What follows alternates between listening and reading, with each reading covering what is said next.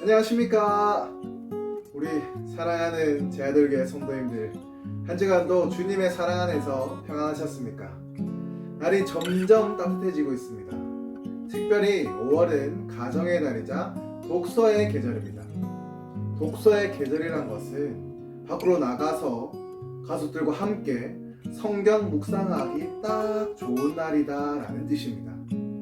그러니 계속해서 성경 묵상을 쉬지 마시고 저와 함께 습관하고 사무엘상을 끝까지 함께 묵상하셔서 하나님이 우리의 왕이심을 깨닫고 고백하는 시간 되길 간절히 소망합니다.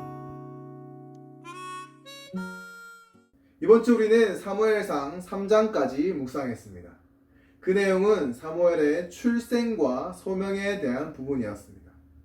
한 번 더 이번 주에 묵상한 말씀을 복습 그리고 정리하며 하나님의 은혜를 함께 나누고자 합니다. 들어가기에 앞서 사무엘상의 핵심 주제는 여전히 하나님이 왕이십니다 입니다. 사무엘은 이 땅에 실현된 하나님 나라를 만들어 가시는 하나님을 보여줍니다. 그 과정 속에도 여전히 하나님이 왕 중의 왕이심을 기억하고 하나님 말씀에 순종해야 함을 말하는 것이 전체 주제입니다. 그리고 또 중요하게 볼 것은 사무엘서에는 끊임없는 비교와 대조가 나온다는 것입니다.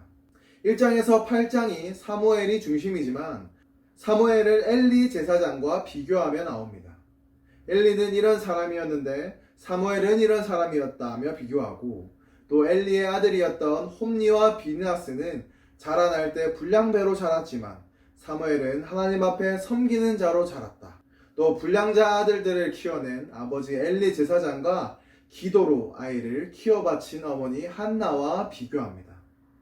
8장을 넘어서면 사울이 등장하면서 사울과 사무엘을 비교하며 16장 이후부터는 사울과 다윗을 비교합니다. 이처럼 계속적인 비교를 통해 누가 진짜 좋은 하나님의 사람인지를 보여줍니다. 우리는 묵상하면서 이렇게 대조가 되는 사람을 보면서 비교해보면서 묵상을 이렇게 해야 합니다. 그렇다면 나는 어디에 속해 있는 사람인가 비교하시면서 하나님 제가 엘리이며 홈니와 비느하스입니다. 또 사무엘의 모습과 내 모습을 비교하며 나는 어느 쪽에 더 가까운가 이것을 돌아보면서 하나님 앞에 회개하며 나아가야 합니다. 특별히 우리가 주목하며 봐야 할 부분은 사무엘상은 사사들이 치레하던 시대, 즉 사람들이 자기 소견에 옳은 대로 행하던 시대적 배경이라 하나님의 말씀이 귀하고 이상이 흔히 보이지 않던 시대입니다. 그러나 이것은 하나님이 일하시지 않은 것이 아닙니다. 단지 사람들이 하나님을 찾지 않았고 구하지 않았기에 하나님의 역사하심이 있지 않았습니다. 1장의 한나를 보시면 그녀는 하나님께 구하고 있습니다. 무엇을요? 아들을 구하고 있습니다. 그런 한나를 엘리는 영적 분별력이 있지 않아 술 취한 여인으로 오해합니다. 하나님을 찾지 않는 엘리에겐 한나의 경건함을 판단하지 못한 것입니다. 여기서도 한나와 엘리를 또 대조하고 있습니다. 한나는 하나님의 말씀을 기대했고 순종했기에 하나님께 아들을 구하고 있었습니다. 그 믿음이 있었기에 엘리 제사장이 사무엘상 1장 17절에서 가라 이스라엘의 하나님이 내가 기도하여 구한 것을 허락하시기를 원하노나 라는 말을 듣자 믿음으로 그 말씀을 받고 근심을 전혀 하지 않는 믿음의 자세를 보이고 있습니다. 그리고 하나님은 한나에게 그토록 갈망하던 아들 사무엘을 주십니다. 사무엘은 이스라엘의 마지막이자 가장 위대한 사사요 선지자요 제사장이요 또한 이스라엘의 왕을 세우는 인물이 되었습니다. 하나님은 하나님을 간절히 찾고 구하는 자에게 역사하신다는 사실을 기억하시며 사무엘서를 계속 읽어 나가셨으면 좋겠습니다. 그리고 2장엔 한나의 노래가 나옵니다. 이는 기도이자 찬양입니다. 사무엘을 얻고 난 후 사무엘을 하나님께 드린 후에 승리의 노래를 부르고 있습니다. 교만한 자를 물리치시고 승리케 하시며 그분의 겸손하고 고통받는 백성을 구원하시는 하나님의 구원 사역을 징송하는 공적인 승전가라고 할 수 있습니다. 그리고 여호와께서 다윗 왕을 통해 이스라엘을 위해 행하실 큰 일을 기대하며 노래합니다. 한나 노래의 핵심 주제와 용어들을 가지고 사무엘서의 전체 문맥을 살펴보면 한나의 노래는 사무엘서의 축약판으로 볼 수 있습니다. 사무엘서를 읽으실 때마다 한나의 노래를 함께 읽어보시며 읽을 때 더 큰 도움이 되실 겁니다. 그리고 2장 12절부터 3장 1절까지는 또다시 사무엘과 엘리의 아들들을 대조합니다. 사무엘의 세마포 에봇을 입고 하나님의 거룩한 백성으로 자라났다면 엘리의 아들들은 3살 갈고리로 하나님께 드릴 제물을 미리 건져 먹는 모습, 즉 하나님을 반역하는 모습으로 대조하고 있습니다. 이를 통해 여호와께서 어떻게 엘리의 가문을 낮추시고 사무엘을 높이시는지를 중점으로 우리는 묵상해야 합니다. 그리고 3장은 하나님께서 사무엘을 어떻게 세우시는가에 우리는 시선을 고정해야 합니다. 이것이 3장부터 4장 1절까지의 핵심입니다. 여기서도 마찬가지로 대조가 나옵니다.